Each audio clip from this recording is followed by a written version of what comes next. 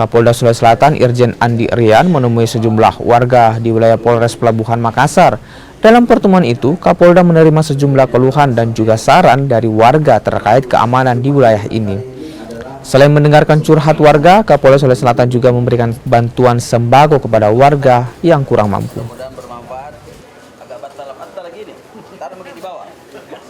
Mengucapkan terima kasih banyak dan apresiasi yang setinggi-tingginya. Begitu juga dengan Bapak Kapolsek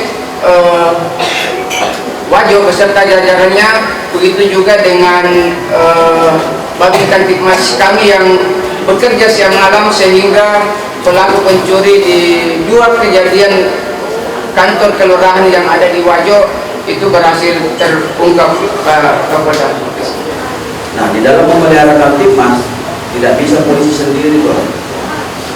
Pasti membutuhkan keterlibatan semua elemen, termasuk masyarakat. Jadi dalam kesempatan ini saya mengajak kepada kita semua, kepada seluruh masyarakat, mulai dari perangkat yang terendah sampai dengan yang tertinggi di wilayah itu, misalnya katakanlah camat dan polsek, kapolsek, kemudian ada dan rakyat.